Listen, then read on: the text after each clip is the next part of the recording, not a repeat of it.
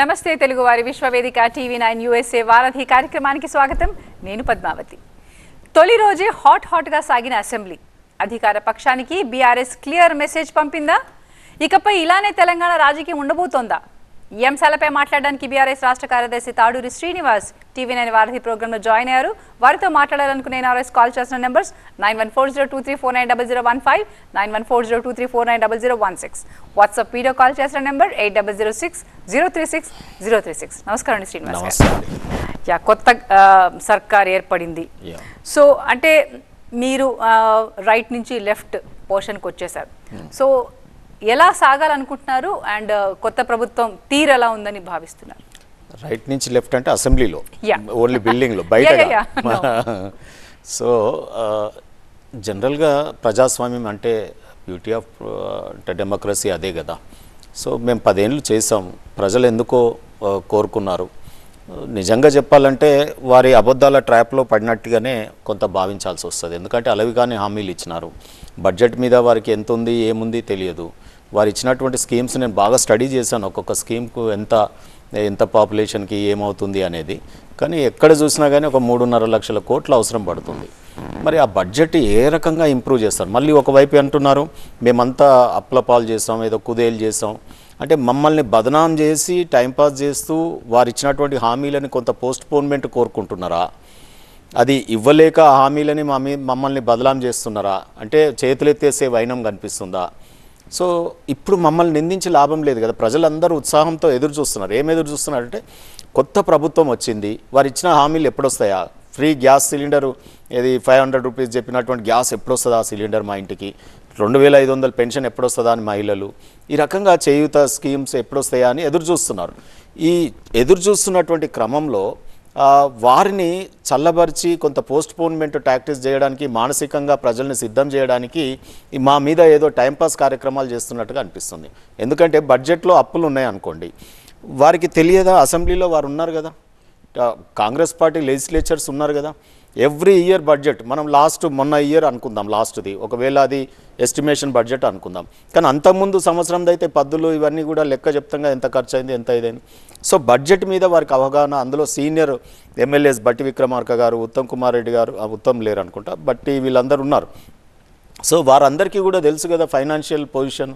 మరి ఎందుకు ఈ హామీలు ఇచ్చినారు అంటే ఒక్కొక్కసారి డౌట్ వేస్తుంది. రేవంత్ రెడ్డి గారు అమెరికా వేదికగా అన్నారు, సరే అవి నర్మగర్భ వాక్యాలైనా మేము అబద్ధాలు చెప్పండి ప్రజలు రిసీవ్ చేసుకోరు అంటే, మేము ఇస్తున్నటువంటి ఏవైతే సంక్షేమ పథకాలు ఉన్నాయో వాటిని ఎక్కువ చేసి చెప్తే కానీ ప్రజలు మమ్మల్ని ఆదరించరు అనే విధంగా వారు ప్రసంగాలు చేయడము, ఆ రకంగా హామీలు ఇవ్వడం, లాస్ట్కు ప్రజలు నమ్మరేమో అని గ్యారంటీ కార్డు ఇవ్వడం.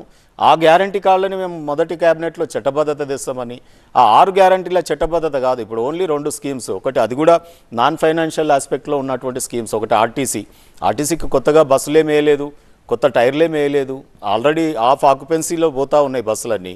సో దాంట్లో ఫుల్ పోతూ ఉంటాయి ఇప్పుడు మహిళలకి. సో అది పెద్దగా ఖర్చుతో కూడినటువంటిది కాదు ఆర్టీసీది. రెండోది ఏంటంటే వారు ఇచ్చినటువంటి స్కీమ్ ఇంకొకటి ఏదో ఆరోగ్యశ్రీ, అది 10 lakhsకి పెంచినామన్నారు, ఇంకా రియాలిటీగా గ్రౌండ్ కాలేదు. సో మొదటి క్యాబినెట్లోనే మేము 6 గ్యారంటీలను అమలు పరుస్తామని చెప్పినారు. సో మొదటి క్యాబినెట్ తీర్మానంలోనే మేము జాబ్ క్యాలెండర్ ఇస్తామని చెప్పినారు. ఆ రకంగా మొదటి సంతకం అని చెప్పి ఏ సంతకాలు కనిపిస్తలేవు. లాస్ట్కి వస్తే శ్వేతపత్రాలు అంటున్నారు. అంటే సంతకము లేనిది, ఏం రైటింగ్ లేనిది, మరి తెల్ల కాగితం చూపిస్తారా ప్రజల్ని, ఏం చేస్తారో అర్థం అవ్వట్లేదు. So the mood of government అయితే కొంత నాకైతే సంశయంగా కనిపిస్తూ ఉంది. రైట్. అసెంబ్లీ ఫస్ట్ నాడే అంటే ప్రమాణ స్వీకారం చేసిన నాడే బయటకు వచ్చి ప్రతిపక్ష పార్టీలో హరీష్ రావు గారు ఎక్కడ అమలైంది, ఎప్పుడు స్టార్ట్ చేస్తారు అంటే, is it not too early to ask anybody? అది నిజంగా సముచితమా? మీరు అడిగింది జనరల్గా అయితే నిజంగా కూడా సముచితం కాదు. కానీ మేము అన్నది ఏంది, రైతు బంధు విషయంలో. రైతు బంధు ఇప్పుడు యాసంగి పంటలు మొదలైనవి. సో అంటే ఎండాకాలంలో ఇప్పుడు రబీకి మొదలైపోయింది వర్క్. రైతు బంధు మనం ఏ ఉద్దేశంతో తెచ్చినాం? ముందస్తు పెట్టుబడిగా తెచ్చినాం. ముందస్తు పెట్టుబడి అన్నప్పుడు మరి ఇమీడియట్గా రైతులకు ఇవ్వకపోతే వాళ్ళు షావుకారుల దగ్గరికి పోయి, ప్రైవేట్ షావుకారుల దగ్గర మిత్తికి డబ్బులు తెస్తే మళ్ళీ రైతాంగం అంతా ఏం కావాలి? ఎలక్షన్ ముందు ఇస్తామంటేనేమో వీళ్ళు పోయి రిప్రజెంటేషన్స్ ఇచ్చి ఆపినారు ఎలక్షన్ కమిషన్తో. మరి మళ్ళీ ఏమన్నారు, మేము 9వ తారీఖు నాడు ఇమీడియట్గా టెన్షన్గా వేసేస్తాం, మేము కూడా రైతు బంధు ఎక్కడ ఆపమని చెప్పినారు. మరి 9 అయిపోయింది కదా, ఇవాళ 16 వచ్చింది కదా, క్యాలెండర్ అయితే ఆగట్లేదు. పేజ్ డేట్ వైజ్ చేంజ్ అవుతూ ఉంది. మరి ఎప్పుడు ఇస్తారో ఏం కనీసం మేము ఏమన్నామంటే డిమాండ్, నేను కూడా అనేక టీవీ ఛానల్లో చెప్పాను, అట్లీస్ట్ ప్రకటన చేయండి ఏ రోజు ఇస్తారని. అంతవరకే అప్పుకు తెస్తారు. ఇప్పుడు షావుకారు ఏమంటాడు, నువ్వు తీసుకోగానే వచ్చే నెలలో మనకు డబ్బులు తిరిగి ఇచ్చినావు అనుకో నేను ఇయ్యను అంటాడు. అప్పుడు ఏమవుతుంది, 1 year మిత్తియా 6 నెలల మిత్తియా అంటారు. ఈ జనరల్ జీవన విధానంలో ఉన్నటువంటి సామాన్యమైనటువంటి ఇది. అందుకే బీఆర్ఎస్ ప్రభుత్వం ఎప్పుడు కూడా మనిషి యొక్క జీవనంలో పడే ఆటుపోట్లని మేము ఉద్దేశంలో పెట్టుకొని స్కీమ్స్ అని తేవడం జరిగింది. ఈ ఏ ఒక్క స్కీమ్ని వీళ్ళు కింద మీద చేసినా అక్కడ కుటుంబాల యొక్క జీవనంలో వారి ప్రయాణంలో చాలా ఒడిదుడుకులు వస్తాయి. కళ్యాణ లక్ష్మి కావచ్చు, పెళ్ళిళ్ళు, లేకపోతే ఓల్డేజ్ వాళ్ళకి మందులు కొనుక్కోవడం కానీ, ఇది కొనుక్కోవడం కానీ, ఇవన్నీ మా స్కీమ్స్ అన్నీ కూడా మానవతా హృదయంతో రూపొందించినాయే.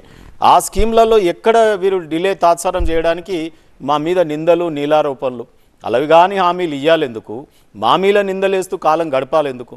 నేను అనేది ఏంటంటే దయచేసి అక్కడ అనుభవజ్ఞులు కూడా కొంతమంది ఉన్నారు. ఇప్పుడు అక్కడ కోమటిరెడ్డి గారు ఉన్నారు, మన రాజనరసింహ గారు ఉన్నారు, లేకపోతే బట్టి గారు ఉన్నారు, ఉత్తమ్ కుమార్ రెడ్డి గారు, అనేక మంది కూడా ఉన్నారు, శ్రీధర్ బాబు గారు ఉన్నారు. పోనీ రేవంత్ రెడ్డి గారు అంటే డైరెక్ట్గా మంత్రి కాకుండా సీఎం అయినారు. కానీ వీళ్ళైనా చెప్పాలి కదా వెనకాల ఉండి అసలు ఏం జరుగుతూ ఉంది.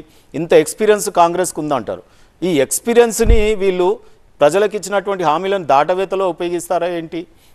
పవర్ విషయంలో కూడా మాట్లాడారు. పవర్ విషయంలో మమ్మల్ని అప్పులు అంటారు, కానీ లెక్కలు చెప్పారు. ఎంత ఇన్ఫ్రాస్ట్రక్చర్ మేము క్రియేట్ చేసినాం, తెలంగాణ రాష్ట్రం ఏర్పడినాడు మన విద్యుత్ ఉత్పత్తి ఎంత, ఈరోజు మన సామర్థ్యం ఎంత, ఆ రోజున్న కన్జంప్షన్ ఎంత, ఈ రోజున్న కన్జంప్షన్ ఎంత. కన్జంప్షన్ పెరిగిందంటే ఏంటి, ఇండస్ట్రియల్ ఉత్పత్తి పెరిగినట్టే, మనకు జీఎస్టీ రూపంలో ట్యాక్సెస్ వస్తాయి, వ్యవసాయ ఉత్పత్తులు పెరిగినట్టే. కన్జంప్షన్ పెరిగిందంటే డొమెస్టిక్లో 24 గంటలు మనం వాడుకుంటా ఉన్నాం. ఇవన్నీ కూడా ప్రగతి బాటకి లేకపోతే అభివృద్ధికి సూచికలు. కానీ ఇంత చేసినాక కూడా మమ్మల్ని నిందిస్తూ కాలం గడుపుతూ ఉన్నారు. రైట్, మహేందర్ ఉన్నారు డాలస్ నుంచి, మీతో మాట్లాడడానికి. మహేందర్ గారు, హలో మహేందర్ గారు.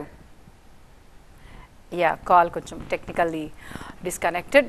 సరే, ఇందాక మీరు అన్నట్టుగా యూ సెడ్ వాళ్ళని క్వశ్చన్ చేస్తున్నారు, బట్ మీ హయాంలో కూడా, అంటే నేను కాంగ్రెస్ వకాల్తా పట్టుకోవట్లేదు, మీ డబుల్ బెడ్రూమ్ ఇల్లు కంప్లీట్ కాలేదు, అభివృద్ధి ఒక ప్రాసెస్ అని మీరు డెవలప్మెంట్ చెప్పుకుంటూ వస్తున్నారు అన్నమాట. సో ఆ ఛాన్స్ వీళ్ళకి కూడా ఇవ్వచ్చుగా.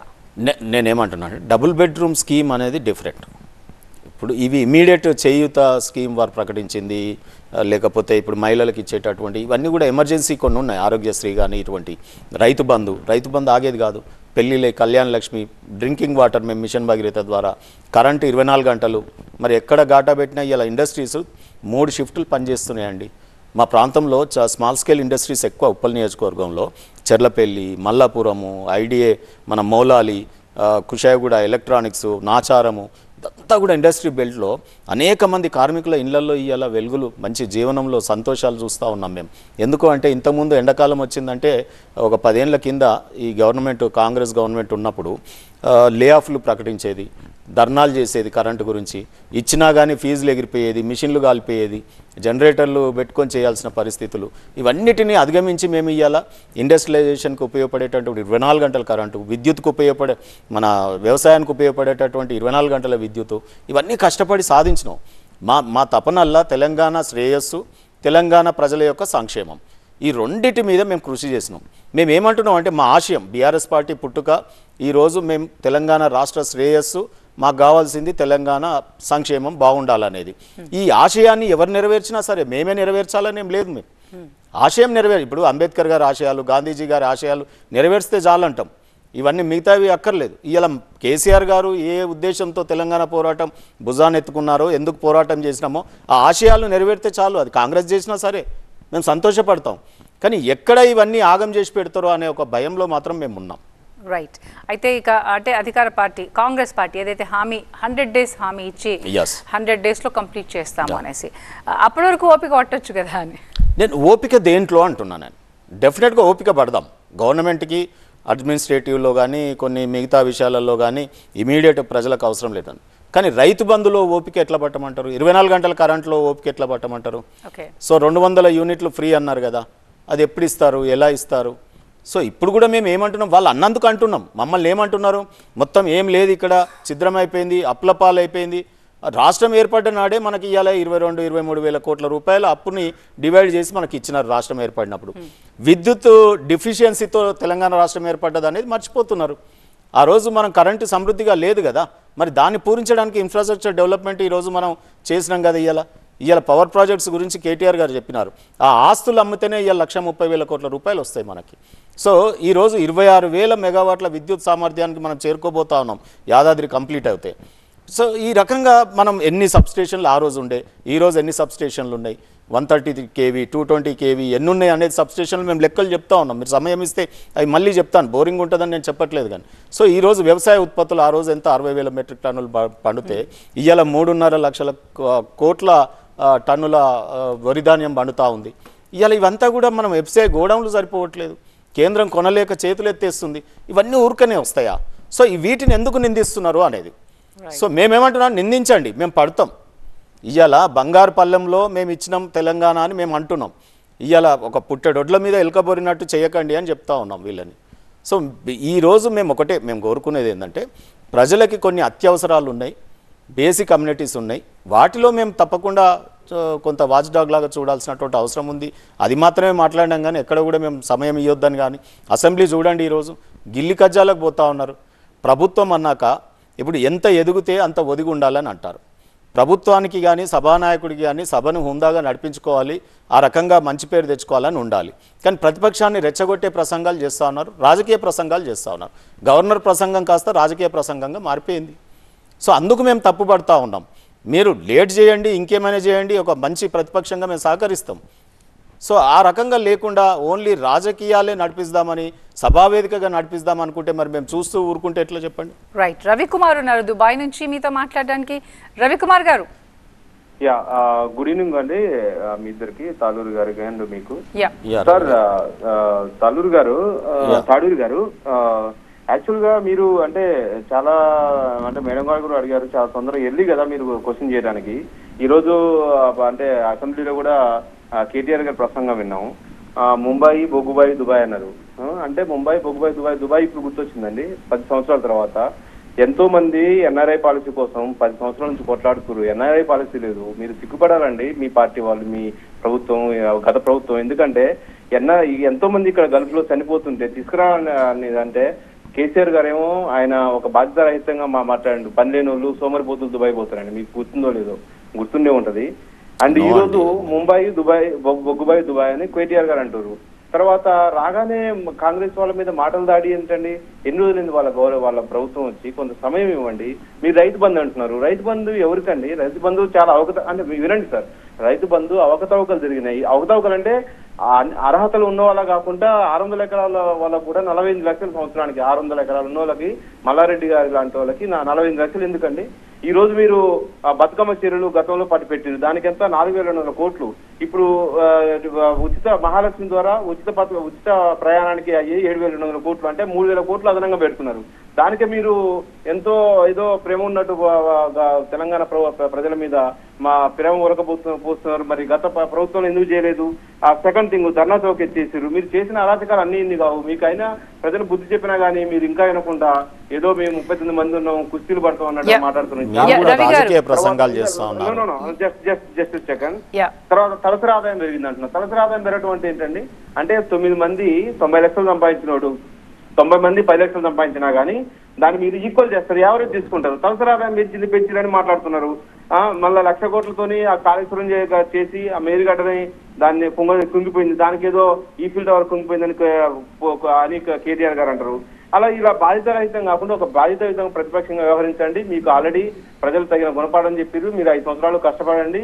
దాని తర్వాత మీరు తెలంగాణ అంటే కేసీఆర్ అంటే తెలంగాణ కాదండి, ఆ భ్రమలో ఉండకండి. ఐఏఎస్లు కూడా సహకరించట్లేదని సమాచారం వస్తుంది. ఐఏఎస్లు కూడా చాలా బాధ్యతారహితం. ఎందుకంటే వాళ్ళు ఒక అంటే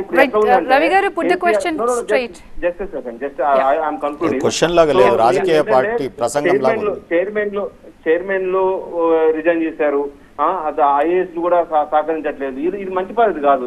ఒక బాధ్యత రకంగా ప్రతిపక్షంగా ఉంటే కనీసం ఇంకో 10 సంవత్సరాల తర్వాత, 5 సంవత్సరాలు కాదు, 10 years తర్వాత మీకు అధికారంలోకి వస్తుంది. గుర్తుపెట్టుకోండి. Thank you so much Padmavati garu. Right, complete Ravikumar గారు మాట్లాడింది వారు మొత్తం రాజకీయ నాయకుడిలాగా ప్రసంగం చేశారు. సో వారికి నేను ఒకటే చెప్పేది, ఏ రంగంలో మనం చర్చిద్దాం.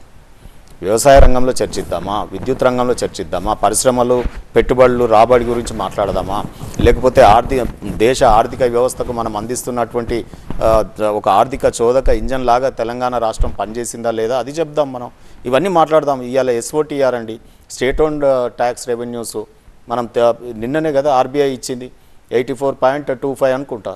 సో వీఆర్ సెకండ్, హర్యానా తర్వాత మనమే ఉన్నాం. సో లెక్కలు చెప్తే వీళ్ళకి గుండె గాబరా అవుతుంది కాంగ్రెస్ నాయకులకు కానీ మిగతా వాళ్ళకి కానీ. సో మేమేమో లెక్కలతో ముందుకు వస్తూ ఉన్నాం, వాళ్ళేమో లెక్కలు చేస్తారు. ఎంక్వైరీ చేయండి, ఎందులో ఎంక్వైరీ చేస్తారో చేయండి, ప్రభుత్వం వీఆర్ వెల్కమింగ్. సో ఆ ఎంక్వైరీ చేసే వరకు ప్రజలకి జరగాల్సినవి అందాల్సినవి మేము మాట్లాడుతూ ఉన్నాం. మీరు చెప్పినవి అడుగుతూ ఉన్నాం, చెప్పండి అడిగినామా. మొదటి క్యాబినెట్లో ఏమేమి పెడతామన్నారో వాటిని మాత్రమే మేము అడుగుతూ ఉన్నాం, మిగతా వాటికి మీరు టైం తీసుకోండి. సో రైతు బంధు విషయంలో ఎలక్షన్స్ ముందు ఇవ్వాల్సినటువంటిది, దాన్ని అడ్డుపడ్డారు కాబట్టి ఇవ్వండి అని చెప్తా ఉన్నాం. ఆ డబ్బులు అయితే అట్లనే ఉన్నాయి కదా. సో ఆ రకంగా మిగతా వాటి విషయంలో మేము ఎక్కడెక్కడైతే ఎమర్జెన్సీ పబ్లిక్ అవసరం ఉందో వాటి మీద తప్పకుండా గలమిప్పాల్సినటువంటి పరిస్థితి ఉంటుంది. అందులో ముఖ్యంగా మేము ఈ 10 ఏళ్లలో ఏమీ చేయలేదు అని మాట్లాడితే అందులో మొత్తం రాష్ట్రాన్ని ఏదో దివాలా దించినామని మాట్లాడుతూ ఉన్నారు. మరి మాట్లాడినప్పుడు ఎక్స్ప్లెయిన్ చేసుకోవాలి కదా, మేమేం చేసామో చెప్పాలి కదా. చెప్తుంటే ఏదో తొందరపడుతున్నట్టుగా మాట్లాడుతూ ఉన్నారు. రైట్. ఇంత సంక్షేమాన్ని ఇంత అభివృద్ధిని ఆలోచిస్తున్న బీఆర్ఎస్ పార్టీ మరి ఈసారి ఎన్నికలంటే ఎక్కడ తప్పిదమైంది? మీ గెలుపోటములు సహజమే, కానీ మీ గెలుపు ఓటమి ఎందుకు అయింది? తప్పకుండా పార్టీ సమీక్షించుకుంటుంది. పార్టీలో నేను సెక్రటరీగా ఉన్నాను, పార్టీ కార్యవర్గ సమావేశాలు అవుతాయి, దాంట్లో సమీక్షించుకుంటాం. తప్పకుండా ఎక్కడో దగ్గర మేము జరిగే ఉంటాయి, తప్పులు జరగకుండా ఉండేవి కదా మానవ సహజంగా. అభ్యర్థులని కొంత మేరకు ఉండొచ్చు, ఒక్కో దగ్గర అభ్యర్థి మీదనే ఎన్నిక జరుగుతుంది, ఒక్కో దగ్గర ఏదైనా అక్కడ వీళ్ళు చెప్పినటువంటి అబద్ధాలు వాళ్ళని ఇంప్రెస్ చేసి ఉంటుంది ఆ రీజన్లో. సో ఇప్పుడు ఇక్కడ ఏది పాలమూరు రంగారెడ్డి విషయంలో వాళ్ళు మాట్లాడినారు కొంత, సో అక్కడ ఏమన్నా కొంత జరిగిందా? ఇక్కడ సౌత్ తెలంగాణలో కొద్దిగా బాగా, అందులో నల్గొండ ఖమ్మంలో కొంత మనకు ఎక్కువ డ్యామేజ్ జరిగింది. మరి అక్కడ ఫ్లోరైడ్ని నివారించినాం, గతంలో అన్ని ఎన్నికలు గెలిచినాం. సో ఏం జరిగిందనేది సమీక్షించుకోవాల్సినటువంటి అవసరం. అంటే కేసీఆర్ గారు చాలా ఆలోచన ఇది వేరు, the thought processing is different, entirely different, and he always thinks about something development. అంటే ఆయన ఆలోచన కింది కార్యకర్త వరకు, హూ ఎవర్ ఈస్ కంటెస్టింగ్ అక్కడ వరకు పాకలేదన్న.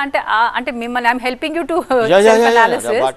సో అది పాకకుండా అంటే కింది వరకు వెళ్ళలేక ఆయన సిద్ధాంతాలు ప్రజలను కట్టుకోలేదు, దగ్గరికి చేరలేదు అనుకోవచ్చు. అట్లా కూడా అనుకోవచ్చు. లేదంటే కాంగ్రెస్ పార్టీ చాలా హుషారుగా ప్రొపగండాలో ఇంకా రేపే ఏదో ఇచ్చేస్తున్నాం మాకంటే బెనిఫిట్, ఉదాహరణకి గ్యాస్ విషయం కానీ, మహిళలకు 2500 పెన్షన్ పెంచిన దాంట్లో, లేకపోతే ఇది ఆర్టీసీ ఫ్రీ మహిళలది కానీ, ఇవి కొన్ని స్కీమ్స్ ఏవైతే ఉన్నాయో మేమేమన్నాం, పెన్షన్ ఎవ్రీ ఇయర్ 500. అంటే మనమే గవర్నమెంట్ కోసం బాధ్యతాయుతంగా ఉండాలి, మనం రిలేబుల్గా ఉండాలి అని చెప్పి హామీలు ఇచ్చినాం. వారేమన్నారు ఒకేసారి ఇస్తామన్నారు. 2 లక్షల రుణమాఫీ మొదటి సంతకం పెడతామన్నారు. ఏదండి 2 లక్షల రుణమాఫీ? ఇక మేము అడుగుతానేమో అప్పుడే రుణమాఫీ గురించి అడుగుతున్నారు అని అంటారు. సో ఎక్కడో ప్రజల్ని ఈ రకమైనటువంటి ఫాల్స్ ప్రామిసెస్తో వాళ్ళని ఒకసారి చూద్దాం, వీళ్ళు ఏదో ఇస్తామంటున్నారు కదా, అబ్రకదబ్రా అంటున్నారు, ఏం చేస్తారో చూద్దామని కూడా ప్రజలు అనుకోవచ్చు. అది కూడా ఒక 1.85% అనుకుంటా ప్రజలు. సో పెద్ద డిఫరెన్స్ కూడా ఏం లేదు. సో బొటాబొటి మెజార్టీతో చాలా సీట్లు కూడా మేము కోల్పోయినాం. సో ఆ రకంగా ఏదో జరుగుంటుంది, దాన్ని సమీక్షించుకోవాల్సిన అవసరం ఉంటుంది. రైట్. నరేందర్ ఉన్నారు ఫ్లోరిడా నుంచి. నరేందర్ గారు. హలో, నమస్కారం అండి. ఇది ఇప్పుడు మన రేవంత్ రెడ్డి గారు కూడా చెప్పారు, ఇది 48% అని అంటే జీరో అని, తర్వాత 51 అంటే 100% అని. మీకు ప్రజలు ప్రతిపక్షంలో ఉండాలని మనం ఓట్లు వేయడం జరిగిందండి. మీరు కూడా అదేదో కూలిపోతుంది అది ఇది అనడం బాగాలేదు. మళ్ళీ తర్వాత ప్రతిపక్షానికి ఒక 15 నిమిషాలు టైం, మీరు అనలేదు కానీ కొంచెం నేను మాట్లాడేంత వరకు కొంచెం కాము, అంటే కొంచెం సారీ వినండి. ప్రశ్న రూపంలో అడగండి, ఎందుకంటే ఒక పార్టీని ఓన్ చేసుకొని ప్రసంగాల మాదిరిగా కాకుండా ప్రశ్న అడగండి. 3 వర్డ్స్ లో ప్రశ్న కంప్లీట్ కాదండి, మొత్తం వినండి, మీకు ప్రశ్న వస్తుంది. సో నేనేమంటున్నానంటే ప్రతిపక్షంలో ఉన్నప్పుడు వాళ్ళు 15 నిమిషాలు టైం ఇచ్చినప్పుడు మీరు 15 నిమిషాలలో కంప్లీట్ చేయకుండా గాంధీ, నెహ్రూ, వీళ్ళు వాళ్ళ తాతలని కాకుండా అదొకటి మీరు కంట్రోల్ చేసుకోండి. మీరు పాయింట్కి రండి. మాకు కూడా కొంచెం టైం వేస్ట్ కాదు, ఎందుకంటే మేము ఛానల్ మార్చేస్తున్నాం. మీరు గాంధీ, నెహ్రూ అనగానే వీళ్ళు వచ్చి ప్రభుత్వం వచ్చి 5 రోజులే కాలేదు, మళ్ళీ గాంధీ, నెహ్రూ ఏంది, వీళ్ళు మళ్ళీ ఎలక్షన్ అనుకుంటున్నా ఏందని. కేటీఆర్ కూడా ఇంకా మన గౌరవ ముఖ్యమంత్రి కేసీఆర్ అని అంటుండు, కొంచెం ఆయన నిద్రమత్తు ఇంకా వదలినట్టున్నది, కొంచెం చూసుకోండి. ఆయన దిగిపోయిందని కూడా అదొకటి కూడా ఉంటుంది. కాల్స్తే మీరు వీడియోస్ కూడా చూసుకోవచ్చు. ఇంకోటి కూడా వచ్చేసి ఇప్పుడు మీరు చేయాల్సింది ఆ రైతు బంధు అని అంటున్నారండి. ఇంతకుముందు కాలర్ కూడా అన్నాడు, ఆస్తులు ఉన్న వాళ్ళకు కూడా రైతు బంధు పడుతుందండి. ఆయన కొంచెం టైం తీసుకొని ఇస్తాడు కావచ్చు. కొంచెం మీరు ఓపిక పట్టేసేసి మీరు చేయాల్సిందల్లా ఇప్పుడు అందరి మహిళలకు ఆర్టీసీ బస్సు ఫ్రీ ఇస్తుండ్రు కదా, మరి దానివల్ల చాలా మందికి పడుతుంది. మరి మేబీ మీరు 3 AM to 4 AM 6 AM 9 AM వరకు పెడతారా? గవర్నమెంట్ ఆఫీసులలో వెళ్ళేంత వరకు మాత్రమే ఆర్టీసీ బస్సు ఫ్రీయా? అటువంటి సలహాలు ఇచ్చేస్తే మాకు కూడా అనిపిస్తుంది ఓకే, బీఆర్ఎస్ ప్రతిపక్షంలో కూడా మంచి పాత్ర. నరేందర్ గారు, ఎన్ఆర్ఐల గురించి సంబోధన విన్నారా? ముఖ్యమంత్రి గారు ఈరోజు మాట్లాడినటువంటి సంబోధన, ఎన్ఆర్ఐలు అంటే ఏంటి అనేది ఏమో నేను చూడలేదు. నేను చూసారు కదా, ఇది ఎందుకు చూడలేదు మీరు? ఎన్ఆర్ఐలని నాన్ రిలయబుల్ ఇండియన్ అని చెప్పి మాట్లాడడం, ఎన్ఆర్ఐలో అసలు ఈ దేశానికి పనికిరానట్టు మాట్లాడడం. రెండోది మీరు అన్నారు ఓపిక ఉండాలి కదా రైతు బంధు విషయంలో అని. డెఫినెట్గా ఇప్పుడు మాకు కాదండి ఓపిక, రైతులకి అంటున్నాం. ఓ ప్రకటన చేయండి, ఈ రోజు కాదు ఈ రోజు ఇస్తామని, అది కూడా చెప్పొద్దు అంటారా రైతులకి? ఇక వేరే పెద్ద పెద్ద భూమి ఉన్న వాళ్ళకి పోతుందని చెప్పి మిగతా ఆపుదామా? లేదు, డిసిషన్ తీసుకోండి, ఈ 10 ఎకరాలకు ఇస్తాం, ఈ 15 ఎకరాలకు ఇస్తాం, ఏమిస్తారో మీరు ప్రకటన అయితే చేయండి, ఈ రోజు ఇస్తామని.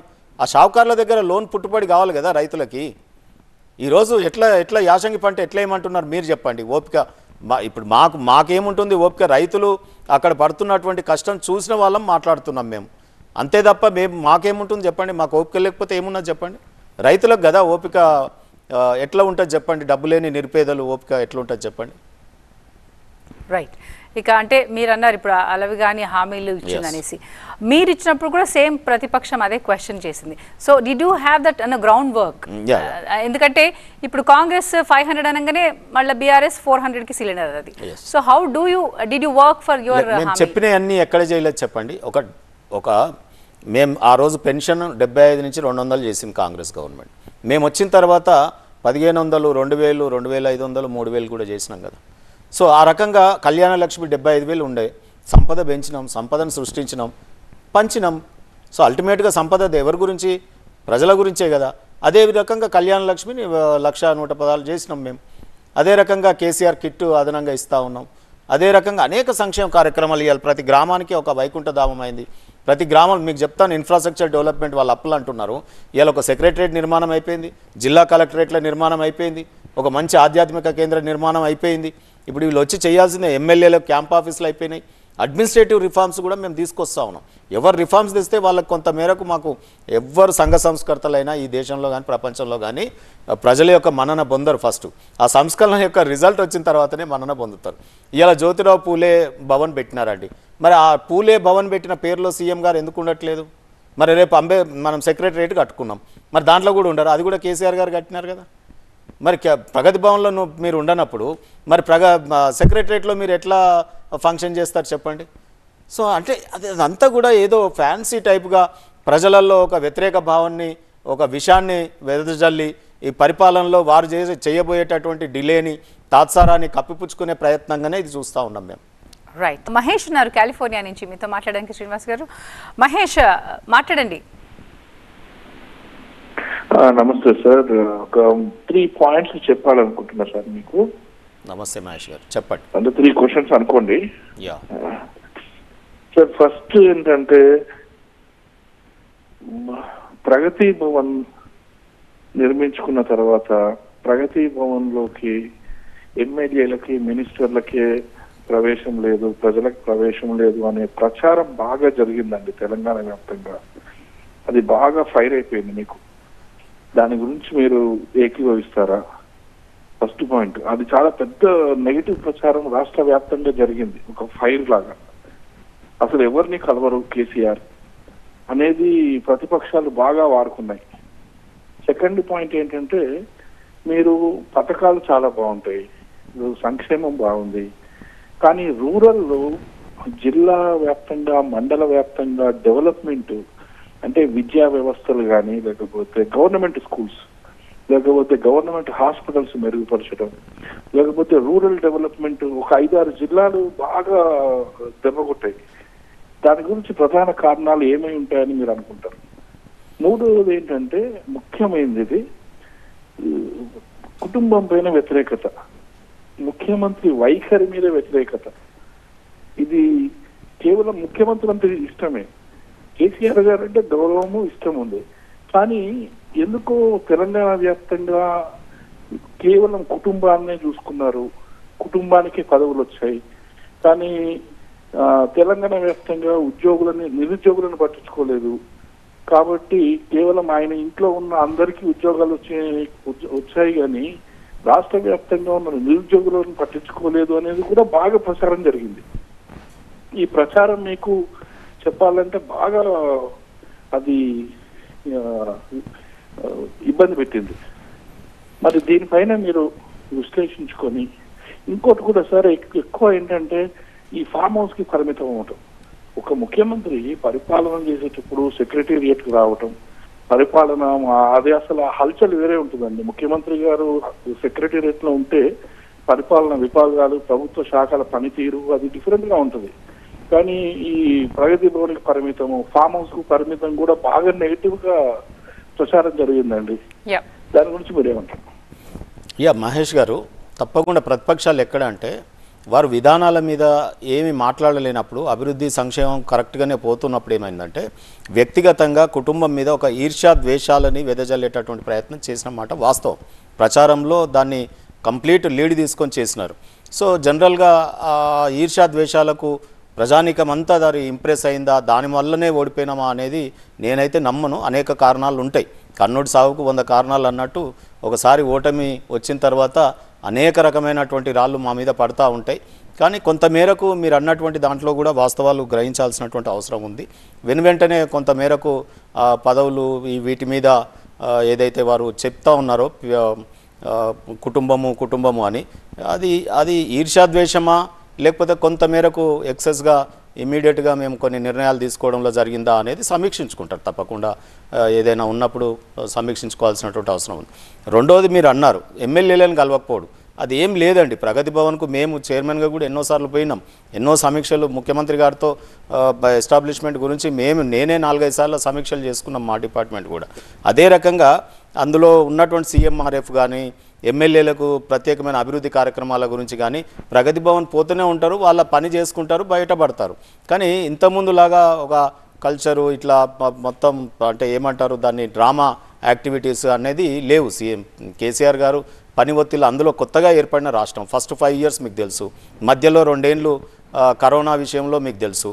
సో అదే రకంగా కొంతమేరకు మా పార్టీ క్యాడర్లో కొంత నిరుత్సాహం ఉన్నమాట వాస్తవం. ఏది సెకండ్ లెవెల్ క్యాడర్లో కొంత పదవులు, కాకపోతే మేము చెప్పుకోలేక పదవులు ఎన్నుంటాయి, ఏముంటాయి, అసలు ఈ కార్యకర్తలు ఉద్యమకారుల యొక్క లక్ష్యాలు ఏంటి, ఆ లక్ష్యంలో ఈ రాజకీయ పదవులు ఎన్నున్నాయి, ఇవి ఎంతమంది రాజకీయ లక్ష్యంతో పనిచేస్తూ ఉన్నారు, వాళ్ళని ఎట్లా అకామిడేట్ చేసుకుందాం అనే విధంలో కొంతమేరకు మేము చేరుకోలేకపోయినట్టుగా కూడా కనిపిస్తుంది. కానీ ప్రజలకు మాత్రం మేము ఎక్కడ ఏ రకమైన ఇబ్బంది రానియలేదు. ఈ తెలంగాణ రాష్ట్రంలో తెలంగాణ అభివృద్ధి విషయంలో కానీ ప్రజల యొక్క సమస్యలను పట్టించుకోవడంలో కానీ బీఆర్ఎస్ ప్రభుత్వం, కేసీఆర్ గారు ముఖ్యమంత్రి గారు ఈ ఇండియాలోనే నెంబర్ 1 స్టేట్ కదా. పంచాయతీరాజ్లో ఎన్ని అవార్డ్స్ వచ్చినాయి, విద్యుత్ విషయంలో అవార్డ్స్ వచ్చినాయి, ఇవాళ ఫైనాన్స్ ఆర్థికపరమైనటువంటి అంశాలలో మనం నెంబర్ 1. ఆర్బీఐ స్వయంగా మన కితాబులను ఇచ్చింది, నీతి ఆయోగ్ కితాబులను ఇచ్చింది. సో ముఖ్యమంత్రి గారు పరిపాలన, ఆ తర్వాత ప్రజలకు కనెక్టివిటీ చాలా చక్కగా ఉంది. సో ప్రతి హృదయంలో నేను అనేకసార్లు చెప్పినాను, ప్రతి హృదయంలో కేసీఆర్ గారికి చోటు ఉంది. మీరు అన్నటువంటి వైద్యంలో వచ్చిన 10 ఏళ్లలోనే అన్ని ఎక్స్పెక్టేషన్స్ పెట్టుకున్నారు. కేసీఆర్ గారు ఈ ప్రభుత్వం చేయగలుగుతుంది, ఈ 10 ఏళ్లలోనే 100 ఏళ్ల నుంచి 75 ఏళ్లలో జరిగిన ఛిద్రమైన వాతావరణాన్ని మొత్తం వీరు సరిచేయగలుగుతారనే ఎక్స్పెక్టేషన్ ఏదైతే ఉందో మమ్మల్ని, ఆ పర్సంటేజ్ మేము చేరుకోలేకపోయినాం. ఇప్పుడు 75 ఏళ్లలో ఇల్లు లేని నిరుపేదలు లక్షల మంది ఉన్నారు. కానీ మరి అన్ని లక్షలు ఒకటేసారి కట్టగలుగుతామా? ప్రియారిటీస్ ఉంటాయి కదా, కొంత ఇరిగేషన్కు, విద్యకు, వైద్యానికి కేటాయింపులు చేసుకుంటూనే మళ్ళీ మనం ఈ రకమైన డబుల్ బెడ్రూమ్ ఇల్లు కట్టడం కానీ మిగతా ఏవైతే మేము చేయలేని కొన్ని ఉన్నాయో, చేరుకోలేని కొన్ని ఉన్నాయో అవి అంచెలంచెలుగా చేస్తామని ప్రజలకు ఎక్స్ప్లెయిన్ చేసినాం. దళిత బంధు విషయంలో కూడా అదే చెప్పినాం. ఈసారికి నియోజకవర్గానికి ఒక 100 మంది, ఆ తర్వాత 2000 మంది, ఆ తర్వాత అంచెలంచెలుగా పెంచుకుంటూ పోతామని చెప్పినాం మనం. సో ఈ రకంగా ప్రజల్ని మోటివేట్ చేస్తూ ముందుకు పోయినాం తప్ప కొన్నిసార్లు ఒక సినిమా మీద ఎట్లయితే ఎక్స్పెక్టేషన్ ఎక్కువ పెట్టుకుంటారో దాన్ని రీచ్ కానప్పుడు కొంత ఫెయిల్ అవుతూ ఉంటారు. ఆ రకంగా కేసీఆర్ గారి పనితీరు మీద ఏంటంటే ఈ 10 ఏళ్లలోనే, ఈ 75 ఏళ్లలో ఏదైతే మనం అందులో తెలంగాణ 60 ఏళ్ల నుంచి పోరాటాలలోనే ఉన్నాం కాబట్టి అనేక సమస్యలు ఎదుర్కొంటున్నటువంటి తెలంగాణకు మా అన్ని తీరుతాయని ఇమీడియట్గా ఎక్స్పెక్టేషన్స్ పెంచుకోవడం వల్ల మనకు ఆ ఇబ్బంది వచ్చిందని మాత్రం నేను అనుకుంటా ఉన్నాను. మేము ఒకటి 2 విషయాలలో మేము సరిగా ఎక్స్ప్లెయిన్ చేయలేకపోయినాం. ఏది విద్యార్థులకి ఉద్యోగ కల్పన విషయంలో అది మేము సరిగా కన్విన్స్ చేయలేకపోయినాం. అది సిటీలోనే ఉంటారు, శివారు ప్రాంతాల్లో ఉంటారు. హైదరాబాద్లో మేము అందరం గెలిచినాం. మరి రూరల్లో ఉండే సమస్యలు డిఫరెంట్. వ్యవసాయ రంగంలో మేము బాగానే రాణించినాం. మంచి ప్రజలు కూడా అప్రిషియేట్ చేసినారు, అన్ని ఎన్నికలలో గెలిపించినారు. కొంత మేరకు బీఆర్ఎస్ క్యాడర్లో మాత్రం సెకండ్ లెవెల్ క్యాడర్లో కొంత అసంతృప్తి ఉన్నమాట వాస్తవం. సో వారికి కూడా మేము ఏమిటంటే ఉన్న రాజకీయపరమైనటువంటి ఉద్యోగాలు ఎన్నుంటాయి, పదవులు ఎన్నుంటాయి, మాకున్నటువంటి సెకండ్ లెవెల్ క్యాడర్ ఎంతమంది, ఉదాహరణకు ఎమ్మెల్యేలు ఉన్నారు, 119 ఉంటారు. ఇప్పుడు మాలాంటి వాళ్ళం ఎంతోమంది ఎమ్మెల్యేలు ఆశపడ్డాం, ఎమ్మెల్సీలు ఆశపడ్డాం. కాకపోతే ఒక్కటి మాత్రం నేను కూడా భావిస్తూ ఉన్నాను, కేసీఆర్ లాంటి చరిష్మాటిక్ లీడర్స్ ఉన్నప్పుడు, లేదా 10 ఏళ్ళు అఖండంగా ఒక రాష్ట్రాన్ని సాధించిన పార్టీ ఉవ్వెత్తున అన్ని ఎన్నికలు గెలుస్తున్నప్పుడు, ప్రజలలోకి పంపినప్పుడు కొంత మేరకు గెలుపు గుర్రాలను పంపినా ఈ నామినేటెడ్ ఎమ్మెల్సీలు కానీ, నామినేటెడ్ రాజ్యసభ మెంబర్లు కానీ, నామినేటెడ్ కార్పొరేషన్ చైర్మన్లు కానీ ఇప్పటివరకు అవి ఆ ఫలాలు అందనటువంటి సామాజిక వర్గాలు మాలాంటి వాళ్లకు రావాల్సినటువంటి అవసరం ఉండే. అది బీఆర్ఎస్తోనే సాధ్యం. ఇప్పటికీ నేను విశ్వసిస్తూ ఉన్నాను. ఒక ఎన్టీ రామారావు టైంలో కొంతమేరకు జరిగింది. ఆ తర్వాత అంతే చరిష్మాటిక్ లీడర్ ఈరోజు కేసీఆర్ గారు వచ్చినారు. కానీ కొంత జరగాల్సి ఉండే. మాలాంటి వాళ్ళకు అనేక మందికి చట్టసభలో ఇప్పటివరకు ప్రాతినిధ్యం దొరకని కులాలం మేము ఆ హామీలు కూడా మాకు వచ్చినాయి. అంటే తప్పకుండా మమ్మల్ని కన్సిడర్ చేస్తానని చెప్పినారు. సో అవి చేయకపోవడం వల్ల కొంతమంది సెకండ్ లెవెల్ క్యాడర్లో కొంత నిరుత్సాహం ఉన్న, అంటే మనసులో ఉండొచ్చు, బయటికి మాత్రం ఎక్కడ కూడా పార్టీ మీద భక్తిభావాలు, నాయకుడి మీద ఏదైతే నాయకత్వం మీద విశ్వాసం, అవి తప్పకుండా ఆ విశ్వాసాలు మేము ఎక్కడ కూడా కోల్పోలే. సో ప్రజలని మాత్రం ఆ కనెక్టివిటీ మాత్రం బీఆర్ఎస్ పార్టీకి పెనవేసుకుపోయింది. నేను అనుకుంటున్నా ఇంకా నెక్స్ట్ టర్మ్లో మీరు చూస్తారు, ఇప్పుడు ఈ డిఫరెన్స్ని పోల్చుకుంటారు. ఇప్పుడు కాంగ్రెస్కు మామూలు టాస్క్ కాదండి ఇది. ఎందుకంటే మేము 10 ఏళ్ల పరిపాలన మేము చూసినారు కదా ప్రజలు. ఎక్కడ కాంగ్రెస్ పార్టీ మిస్ అయినా మాకు ఉవ్వెత్తున రేపు రాబోయే కాలంలో అత్యధిక మెజార్టీతో గెలిచేటటువంటి అవకాశం మాకు ఉంటుంది. ఆ విశ్వాసం ఉంది. కేసీఆర్ గారు కూడా హెల్త్ బాగానే మళ్ళీ ఇవన్నీ కూడా సమీక్షించుకొని మేము ముందుకు పోయేటటువంటి అవసరం ఉంటుంది. రైట్. కృష్ణ ఉన్నారు షికాగో నుంచి. కృష్ణ గారు. Good afternoon madam. సార్ నమస్తే సార్. నమస్తే. నాకు అంటే ఇంత పెద్ద పార్టీలకి, ఇంత పెద్ద కాన్స్టిట్యూషన్ మేనేజ్ చేసే రాజకీయ పార్టీలకి ఎంతో అనుభవం ఉన్న మీలాంటి పార్టీ వాళ్ళకి చెప్పగలిగే వంటి వాడిని కాదు. కానీ సార్, ఇండియన్ గవర్నమెంట్ స్టార్ట్ అయినప్పుడు 47లో మన బడ్జెట్ 4 కోట్లు సార్. 4 కోట్ల నుంచి ఈరోజు $4 బిలియన్ వరకు మన బడ్జెట్ వచ్చింది. అంటే అన్ని రాజకీయ పార్టీలు ఎంతో కొంత అభివృద్ధి చేసుకుంటూ టువర్డ్స్ డైరెక్షన్ లో వస్తుంది. కేసీఆర్ గారు కూడా డ్రామాటికల్ చేంజెస్ చేశారు. పీపుల్ ఎక్స్పెక్టేషన్స్ వేరే అవ్వచ్చు. అంత మాత్రాన లాస్ట్ 50 సంవత్సరాల్లోనూ కాంగ్రెస్ పార్టీ ఇండియాకి ఏమీ చేయలేదని మనం క్రిటిసైజ్ చేసుకునే కన్నా ఒక స్మాల్ ఫ్యామిలీని లీడ్ చేయడమే మన తండ్రి మనకన్నా చిన్న గుమస్తా ఉద్యోగం నుంచి మనం చదివించాడు కాబట్టి మన నాన్న చాలా చెడ్డోడు, నేనే గొప్ప, నేను ఈరోజు ఐఏఎస్ ఆఫీసర్ అయ్యాను కదా అని చెప్పి మనం చెప్పుకుంటే తప్పు కదా సార్. ప్రీవియస్ గవర్నమెంట్స్ కొంత రోల్ ప్లే చేస్తే ఆ రోజున ఆర్థిక పరిస్థితి ప్రకారంగా భారతదేశానికి వాటి రోల్ ప్లే చేసే మన ఫోర్ ఫాదర్స్ ఏ విధంగా అయితే మనకి ఫ్యామిలీస్ ని స్టెప్ బై స్టెప్ గ్రో చేసుకుంటూ వచ్చారో, ఆ రోజు ఇండియా సిచ్యువేషన్ లో కాంగ్రెస్ పార్టీ ఆ గ్రోత్ చేసింది. ఈ రోజున్న కాంగ్రెస్ పార్టీ, ఈ రోజున్న కేసీఆర్ గారు మరింత అభివృద్ధి చేశారు. ఎందుకంటే గ్రోయింగ్ ఐఏఎస్ ఆఫీసర్ తన కిడ్స్ ని ఒక రకంగా చూస్తాడు. మన తాత పూర్ ఫ్యామిలీ నుంచి వచ్చిన వారు కాబట్టి వాళ్ళు కొంత డెవలప్ చేసి ఉండొచ్చు. సో మనము పాత పార్టీని, పాత రోజుల్ని మనం ఎంతసేపు క్రిటిసైజ్ చేసుకోకుండా what is the future growth అనే దాన్ని ఉన్న రిసోర్సెస్ మనం ఎలా వాడుకోగలుగుతామని చూసుకుంటే బాగుంటుందేమో అన్నది నా ఆలోచన సార్. నేను చెప్పగలిగినంత వాడిని కాకపోయినా కేసీఆర్ గారు చాలా, ఎందుకంటే ఎవరి వల్ల సాధ్యం కాని పని ఆయన చేశారు సార్. నేను ఆంధ్రావన్నైనా కూడా ఈ మేక్స్ ఏ మిరకల్స్. ఎందుకంటే 10 years లో డ్రామాటికల్ చేంజెస్ చేశారు. ఎలాంటిది అంటే టూ పెద్ద బిగ్ డ్యామ్స్ కట్టారు. ఎందుకంటే కాంగ్రెస్ పార్టీ కొన్ని డ్యామ్స్ కట్టింది అంటే కేసీఆర్ గారు మంచి డ్యామ్స్ కట్టారు. అట్ ది సేమ్ టైం కొన్ని డెవలప్మెంట్స్ చేశారు. సో అంత మాత్రాన మనం కాంగ్రెస్ పార్టీ ఏమీ చేయలేదు, మిగతా ప్రీవియస్ పార్టీస్ ఏమీ చేయలేదని మనం ఎంతసేపు క్రిటిసైజ్ చేయకుండా హోందాగా ఫ్యూచర్ గురించి ఆలోచిస్తే మంచిదేమో అన్నది నా అభిప్రాయం సార్. Thank you sir. డెఫినెట్గా వారి ప్రశ్నలో కాంగ్రెస్ ఏం చేయలేదు, కానీ ఒక్కటి మాత్రం చెప్పగలుగుతాను, భారతదేశం డెవలపింగ్ కంట్రీ అవునా కాదా, డెవలప్డ్ కంట్రీయా డెవలపింగ్ కంట్రీయా? మరి 65 ఏళ్ళు ఇంకా డెవలపింగ్ కంట్రీగా ఉన్నప్పుడు, అనేక రాష్ట్రాలలో వీరి పరిపాలన ఇప్పుడు కూడా మనం చూస్తున్నప్పుడు, అక్కడికి ఇక్కడికి బేరీజ్ వేసినప్పుడు ఇక్కడ ఇచ్చినటువంటి హామీలు పక్క రాష్ట్రాలలో కూడా వీరి పరిపాలనలలో వీళ్ళు ఇచ్చినారా అనేది కంపేర్ చేస్తాం కదా. సో అక్కడ తెలంగాణలో కొంత జాగృతమై ప్రజలు కొంత వివేకవంతం, కొంత చైతన్యవంతమై ఉంటుంది, వారు బేరీజ్ చేసుకుంటారు. కర్ణాటకలో ఏం జరుగుతుంది, కాంగ్రెస్ పరిపాలిస్తున్న ఇప్పుడు రాజస్థాన్ మధ్యప్రదేశ్ అయితే పోయింది. డే బై డే ఎందుకు పోతా ఉన్నారంటే హామీలు ఇస్తూ ఉన్నారు, అమలు చేయలేకపోతూ ఉన్నారు, పోతూ ఉన్నాయి. సో ఒక రాజకీయపరమైనటువంటి నిందారోపణలు చేసినప్పుడు మాత్రమే దాన్ని రిటాలియేట్ చేయడానికి కేటీఆర్ గారు ఈరోజు మనం మాట్లాడినాం తప్ప కాంగ్రెస్ పార్టీ ఏం చేయలేదని, ఈ దేశానికి బీజేపీ ఏం చేయలేదని, ప్రతి నిత్యం అభివృద్ధి అనేది అంచెలంచెలుగా అభివృద్ధి జరుగుతూ ఉంటుంది. సో మేము కూడా ఈరోజు 10 ఏళ్ల తర్వాత ఇప్పుడు వచ్చే టర్మ్లో కనుక మేము ఉండుంటే మేము ఇప్పటివరకు చేసిన సంస్కరణలన్నీ ఇప్పుడు మళ్ళీ మంచిగా కనిపించేటిది, రిజల్ట్ ఓరియంటెడ్గా ఉండేది ఈ పరిపాలన. కాకపోతే అదృష్టవశాత్తు ఇప్పుడు మరి దురదృష్టవశాత్తు మేము ఓడిపోవడం జరిగింది. కానీ ఇప్పుడు చూద్దాం, కాంగ్రెస్ నిజంగా కూడా వేచి చూద్దాం, వారు ఏం చేస్తారో వేచి చూద్దాం. డెఫినెట్గా రాబోయే కాలంలో నేను అనుకుంటా తెలంగాణ రాష్ట్రానికి కేసీఆర్ గారి సలహా మాత్రం అవసరం అండి. ఇప్పుడు ఎక్కడెక్కడ ఏముంది, ఎందుకు తెలంగాణ తెచ్చుకున్నాం, ఏ రకంగా మేము ఇన్ఫ్రాస్ట్రక్చర్ని డెవలప్ చేసినాం, బునాది ఎట్లా వేసినాం, ఏ రకంగా చేసినాం, ఏ రంగంలో పోతే మనం తొందరగా, వ్యవసాయ రంగంలో ఈరోజు అసలు తెలంగాణ ఛాంపియన్. సార్ విద్యుత్తులో కూడా విద్యుత్ పని అయిపోయింది, వచ్చే టర్మ్లో మాకు ఆ పెట్టుబడులు తగ్గుతుండే. ఈరోజు ఇరిగేషన్ ప్రాజెక్ట్ అటు సైడ్ అయిపోయినాయి, ఇప్పుడు పాలమూరు రంగారెడ్డి ఇవన్నీ కూడా కట్టేసుకుంటుండే. సో తెలంగాణ ఓవరాల్ డెవలప్మెంట్ ఈ 5 ఏళ్లలో వచ్చేది మేము కంటిన్యూ అయ్యి ఉంటే కనుక. సో అది సేమ్ కంటిన్యూ చేస్తారా, వీరు మాకు పేరు వస్తుందని చెప్పి అవన్నీ కూడా కండెమ్ చేసి వాళ్ళ పేరు గురించి ఏమైనా చేస్తారా? ఎందుకంటే అక్కడ కేసీఆర్ గారి పేరుని జడిపేసినారు చూడండి ప్రగతి భవన్లో శిలాపలకం మీద. సో అటువంటి యాంగిల్ ప్రభుత్వంలో మరి అటువంటి ఆలోచనలు ఉంటే కనుక ఈ పేరు మార్పుళ్ళు, లేకపోతే మేము తెచ్చిన స్కీమ్ని పేరు మాకే వస్తుంది ఎంత చేసినా అనుకొని అవన్నీ ఏమన్నా అమలుపరచకుండా ఉంటారా అనేది వేచి చూడాల్సినటువంటి అంశం. తప్పకుండా చూద్దాం. రైట్, మయూర్ గారు ఉన్నారు న్యూయార్క్ నుంచి. మయూర్ గారు నమస్కారం అండి. పద్మావతి గారు నమస్కారం, మాట్లాడండి సార్. నమస్కారం సార్. నమస్తే అండి మయూర్ గారు. ఏమండి, అది కాదండి, నిజంగానే మీరు ఓడిపోయారనో ఏంటో కానీ అసలు ఎందుకు ఓడిపోయారో కూడానో మీకే తెలుస్తుంది కరెక్ట్ గాను.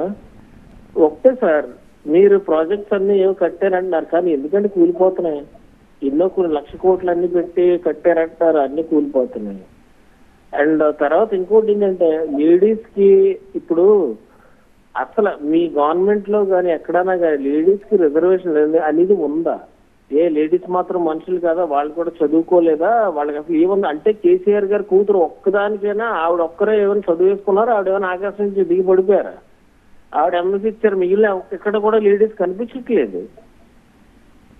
అండ్ తర్వాత డబుల్ బెడ్రూమ్ ఫ్లాట్స్ అన్నారు, మొత్తం అన్ని కూడా వెరీ పూర్ కన్స్ట్రక్షన్, మొత్తం అన్ని కూడా డౌన్ స్టేట్ లో ఎక్కడ కూడా కట్టేసి మొత్తం అన్ని కూడా నీళ్ళన్నీ వచ్చేసి మొత్తం పునాదులన్నీ ఏమైపోవాలి, గోడలన్నీ ఏమైపోవాలి అసలు ఏంటి. ప్లస్ ఇంకోటి సార్, మీకు 10 సంవత్సరాలు టైం ఇస్తే డ్రైనేజ్ ఫెసిలిటీని మీరు ఇప్పటి వరకు హైదరాబాద్ లో కానీ ఎందుకు మీరు డెవలప్ చేయలేకపోయారు?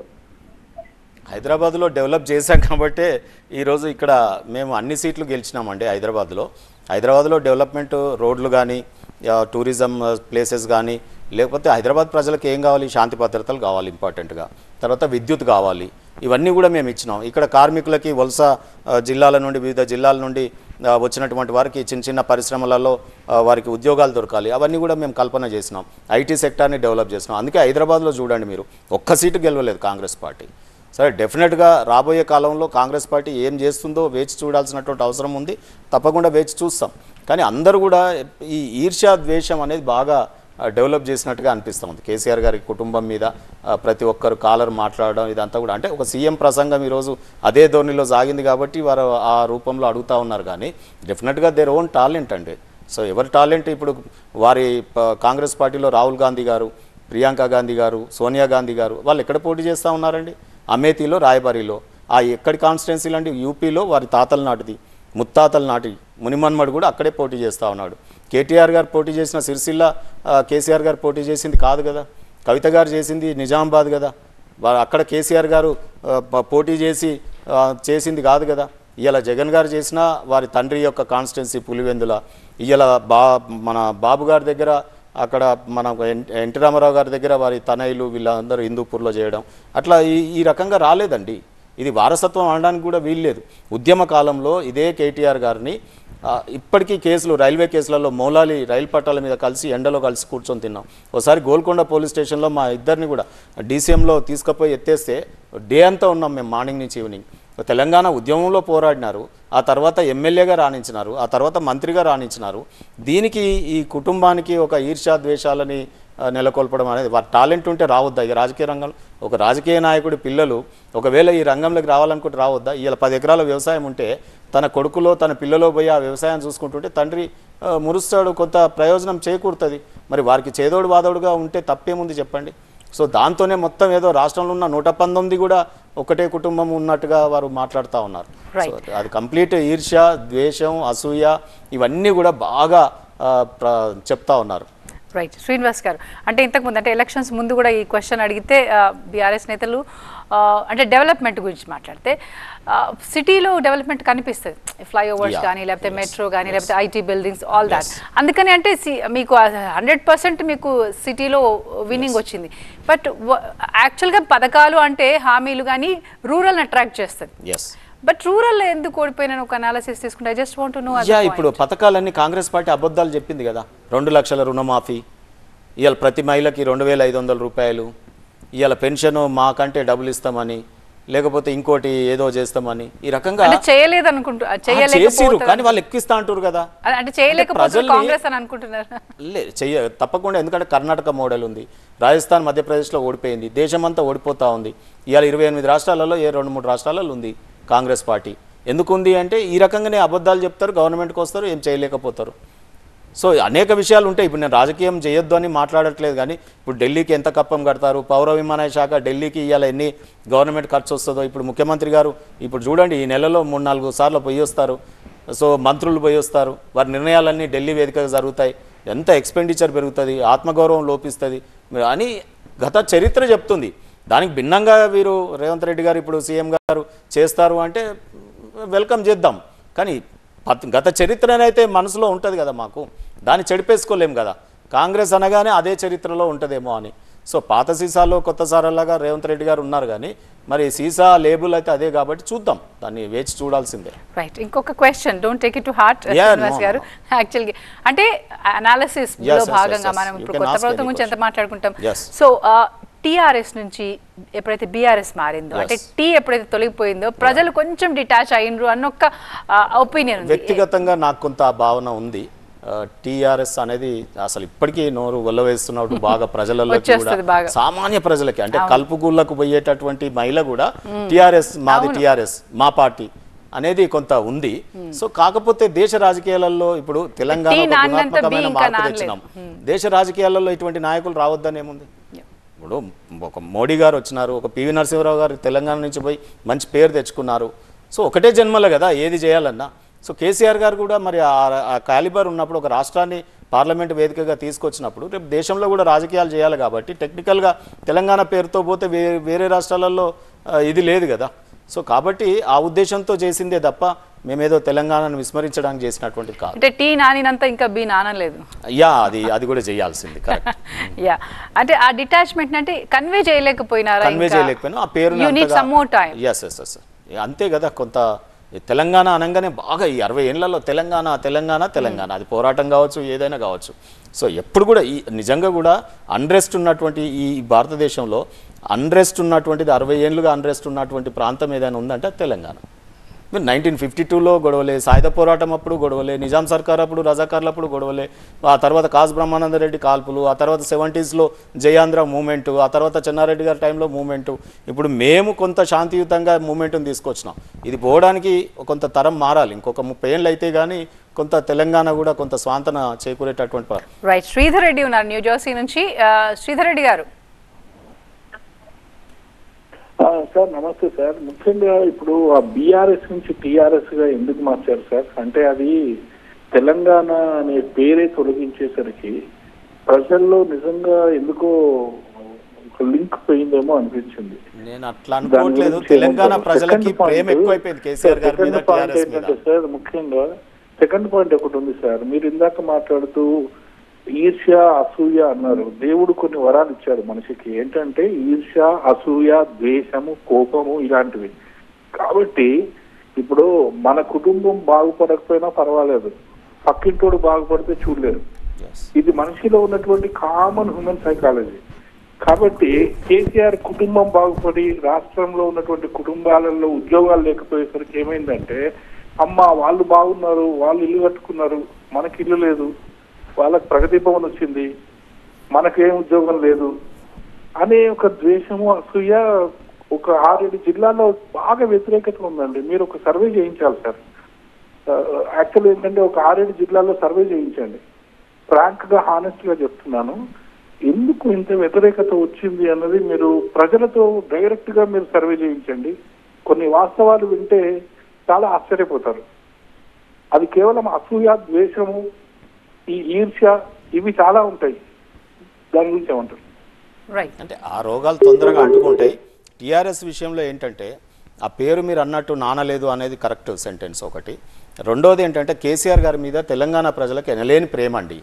బీఆర్ఎస్ బిడ్డగానే ఎక్కడ మా రాష్ట్రం నుండి మళ్ళీ దేశవ్యాప్తంగా తిరుగుతారో మాకు ఢిల్లీ వెళ్ళిపోతాడేమో అనే భయంలో కూడా ప్రజలు ఏమన్నా అయి ఉంటుంది తప్ప కేసీఆర్ గారి మీద చాలా ప్రజలకి వారు అసలు మొత్తం నేను అనుకుంటా ఈ తరం 2 తరాలు కూడా మర్చిపోవండి.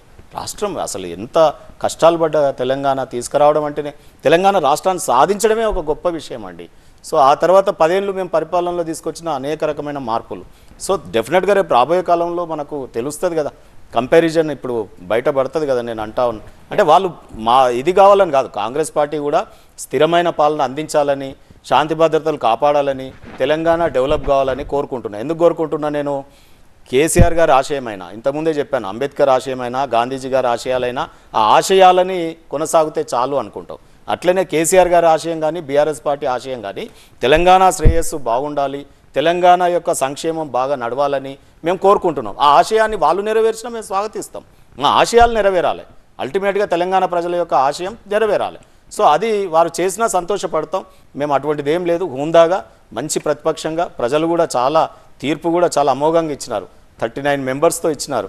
సో కాబట్టి మంచి హుందాగా ప్రతిపక్షం కూడా భయంలోనే ఉండుంటుంది. నేను అనుకుంటా కాంగ్రెస్ సర్కార్ చాలా భయంలో ఉన్నట్టుంది, కొంత ఒళ్ళు దగ్గర పెట్టుకుని పనిచేస్తుందని నేనైతే అనుకుంటున్నాను. రైట్. అంటే నేను ఇదే మై నెక్స్ట్ క్వశ్చన్ ఈజ్, ముఖ్యమంత్రి అంటే గత ముఖ్యమంత్రికి కేసీఆర్ గారికి చాలా అంటే తెలంగాణ గురించి తెలుసు, తెలంగాణ ప్రతి ఒక్క సమస్య తెలుసు, ప్రజల నాడీ తెలుసు, everything he knows about it. But అంతే ఇదిలో రేవంత్ రెడ్డి గారు కూడా ప్రతిపక్షంలో కూర్చున్నారు కాబట్టి he also knows the problems of Telangana and the people. So same compatibility ఉంది. సో రేవంత్ రెడ్డి నడపలేడు ప్రభుత్వాన్ని అన్న ఒక ఒపీనియన్ అంటే బీఆర్ఎస్ నేతలు చేస్తున్నారు. So what do you comment on that? Revanth Reddy గారు వ్యక్తిగతంగా అనట్లేదు. ఆయన కష్టపడి ఒక ఎంపీ జెడ్పీటీసీ నుంచి ఎమ్మెల్సీ నుంచి మనలాగా డిబేట్స్లో మాకు కొలిగ్గా కూడా వచ్చినారు. మేము సంతోషం పడుతూ ఉన్నాం. సో వారు కష్టపడి పైకి వచ్చినారు, అది దాన్ని మెచ్చుకోదగ్గ విషయం. కేసీఆర్ తెలిసినంత రేవంత్ రెడ్డి తెలియదు, నడపలేరు, కేపబుల్ కాదు అన్న కామెంట్స్ వినిపిస్తున్నాయి మీ పార్టీ నుంచి. డెఫినెట్గా ఒక సీనియర్ లెక్చరర్కి జూనియర్ లెక్చరర్కి కొంత తేడా ఉంటుంది. స్టూడెంట్స్ని ఎట్లా మోల్డ్ చేయాలి, లెసన్స్ ఎట్లా చెప్పాలి అనేది ఉంటుంది. వారు రాటుదేలాలి, కొత్త జనరేషన్ కూడా రావాలి. నేను వారిని తప్పు వ్యక్తిగతంగా అన్నట్లు కాంగ్రెస్ చరిత్రని కంపేర్ చేస్తా ఉన్నా. వారు చెయ్యాలనుకున్న చేయనిస్తారా? ఇప్పుడు ఈరోజు ఏదో సద్దు మణిగింది, రాక ప్రభుత్వం వచ్చిందని ఉన్నారేమో, కానీ సీనియర్స్కి ఆ కుర్చీ మీద ఎంతమంది కన్నుందో డెఫినెట్గా ఇప్పుడు వాళ్ళల్లో ఆయన వెనక కూర్చున్న ప్రతి ఒక్కరు కూడా ఆయన కూర్చున్న సీటు మీదనే ఉండి ఉంటుంది మనసులలో.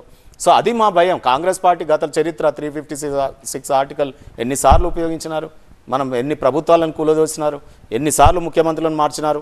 ఈ చరిత్ర పాఠ్యాంశం చదువుతాం కదా మనం, చదువుకున్న వాళ్ళం. కాంగ్రెస్ యొక్క చరిత్ర చదివినప్పుడు కొంత భయానకమైనటువంటి విషయాలు ఉన్నాయి. సో ఆ రకమైనటువంటి పరిపాలన గావిస్తే మాత్రం రేవంత్ రెడ్డి గారిని చెయ్యనిస్తే, ఫ్రీడమ్ ఇస్తే పర్వాలేదు, కానీ అది ప్రాంతీయ పార్టీ కాదు కదా. అందుకే రాష్ట్రాలకు ప్రాంతీయ పార్టీలు మేము ఎందుకు కావాలంటామంటే ద వెస్టెడ్ ఇంట్రెస్ట్ వేరే రాష్ట్రాలలో ఉండదు కాబట్టి శషబిషలు లేకుండా వేరే డిస్ప్యూట్స్ వచ్చినప్పుడు తెలంగాణ కోణంలో పరిపాలన సాగుతుంది. వేరే రాష్ట్రంలో ఇప్పుడు కాంగ్రెస్ ఉంది ఉదాహరణకి, రేపు మహారాష్ట్రలో గెలవాలి, కర్ణాటకలో గెలవాలి, ఆంధ్రాలో కూడా గెలవాలనుకున్నప్పుడు, ఆంధ్ర ప్రయోజనాలను కాపాడాలనుకుంటే, మహారాష్ట్ర ప్రయోజనాలు కాపాడాలనుకున్నప్పుడు ఎక్కడ కాంప్రమైజ్ అవుతారో అని భయం వేస్తుంది. సో వీరు వెనకాల అందుకే చంద్రబాబు నాయుడు గారు ఉన్నారా, ఇది ఉన్నారా అని కూడా. సో డెఫినెట్గా తెలంగాణ సమాజం ఇవన్నీ కూడా గమనిస్తుంది. రేవంత్ రెడ్డి గారు రాణించాలనే ఉంది, వారి వ్యక్తిగతంగా మేము ఎక్కడ అనట్లేదు. సీఎంగా ఒక యంగ్ టర్క్ వచ్చినారు, చాలా చక్కగానే మాట్లాడుతూ ఉన్నారు. ఒక అంత పెద్ద కాంగ్రెస్లో యునానిమిటీ తీసుకొచ్చి ఒక సీఎం కాగలిగినాడంటే కొంత సత్తా ఉంది రాజకీయంగా. డెఫినెట్గా రేపు రాణించాలని కోరుకుంటున్నాం. మేము కూడా హుందాగా వారికి సహకారం అందిస్తాం. కానీ మాతోనే గిల్లి కజ్జాలు పెట్టుకొని రాజకీయపరమైన నిందలు చేసి, గవర్నర్ గారితో రాజకీయ ప్రసంగాలు చేసి, బెదిరింపు ప్రసంగాలు చేసి, ఏందో ఉంది రేపు ఏమో చేస్తున్నాం మిమ్మల్ని అని అంటే ఈ బెదిరింపులు ఎందుకు? చేసేటోళ్ళు ఎవరు చెప్పరు. ఏదైనా ఉంటే ఎంక్వైరీ చేసుకో, ఏం చేసుకుంటారో చేసుకోండి. ఈ రకంగా చేయకూడదు. రేపు ప్రజల మీద దృష్టి పెట్టండి, ప్రజా సమస్యల మీద దృష్టి పెట్టండి. ప్రజలు ఎదురు చూస్తూ ఉన్నారు, ఎప్పుడు మాకు గ్యాస్ సిలిండర్ వస్తుందా, ఎప్పుడు మహిళలు 2500 పెన్షన్ వస్తుందా, ఎప్పుడు రైతు బంధు వస్తుందా, ఎప్పుడు రైతు బీమాలు ఇవన్నీ కూడా కంటిన్యూ అవుతాయా లేదా, ఇవన్నీ భయానకంగా ఎదురు చూస్తారు. 24 గంటలు కరెంట్ ఉంటుందా పోతుందా, ఇవాళ ఇండస్ట్రీస్లో అందరూ భయాందోళనలో ఉన్నారు. రియల్ ఎస్టేట్ రంగం ఎట్లా ఉంటుంది అది అనేది భయాలు ఉంటాయి కదా బిజినెస్ మ్యాన్కి. ఓ రియల్ ఎస్టేట్ వ్యాపారం అనుకోండి, భయం ఉంటుంది. ఓ ఫ్యాక్టరీ నడుపుతున్న వాళ్ళని కరెంటు గతంలో కాంగ్రెస్ పార్టీ ఎట్లిచ్చిందో వాళ్ళకి అనుభవం ఉంది. వీరు గతంలో చరిత్ర అంటూ లేకపోయి ఉంటే, ఆ చరిత్రలోని పాఠ్యాంశాలు లేకపోయి ఉంటే, వీరి పేజీలు లేకపోయి ఉంటే ఎవరు కూడా తప్పు పట్టరు. అందరం ఇప్పటికీ చదువుతూ ఉంటాం కదా చరిత్రలన్నీ కూడా. సో ఆ రకంగా రాణించాలనే నేనైతే కోరుకుంటున్నాను. అండ్ మోర్ ఓవర్ అంటే మీరు అన్నారు కదా, అంతే భయంగా ప్రజలు ఎప్పుడు ఇది చేస్తున్నారు, వాళ్ళకంటే ఎక్కువ ప్రతిపక్షంగా ఇప్పుడు బీఆర్ఎస్ కూడా ఎదురు చూస్తుంది. కొద్దిగా కష్టపడి సాధించుకున్న తెలంగాణ కాబట్టి ప్రజల తరఫు నుంచి మాట్లాడడానికి బీఆర్ఎస్ ఇస్ ఆల్వేస్ నో. ఇక్కడ ఒకటి గమనించండి, ఎంత కష్టపడ్డాము మేము. 23 ఏళ్ళు కష్టపడి ఈ రాష్ట్రాన్ని తెలంగాణ సాధించడం ఒక ఎత్తు అయితే, ఈ 10 ఏళ్లలో కొన్ని మార్పులు తీసుకురావడం జరిగింది. ఈ ప్రేమ ఎక్కువ ఉంటుంది తెలంగాణ మీద. ఎక్కడ వేరే వాళ్ళ ఇప్పుడు ఒక బొమ్మరిల్లు ఫాదర్ కూడా తన కొడుకు వేరే దగ్గర ఎట్లా ఉంటాడో ఏం చేస్తాడో అని వెనకకెళ్ళి ఉంటాడు.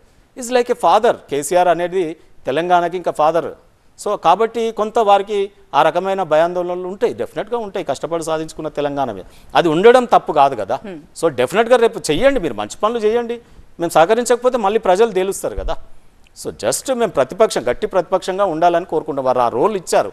విమర్శలే ఉంటాయి, ప్రతిపక్షం నుండి ఏముంటాయి, చెయ్యని పనుల మీద విమర్శలు ఉంటాయి. చేసిన పనుల మీద అదే పనిగా కొంత పొగుడుతామేమో కానీ అదే పనిగా పొగడ్తలకు ముంచెత్తి వాళ్ళని ఏమరపాటు గురి చేయం కదా. సో హుందాగా వ్యవహరిస్తాం. ఆ విమర్శలు తట్టుకునే శక్తి కూడా ఉండాలి. నేను ఇంతకుముందు అన్నట్టు సభ నిర్వహించాలి. సభ మంచిగా జరగాలంటే సభానాయకుడి మీదనే ఆధారపడి ఉంటుంది.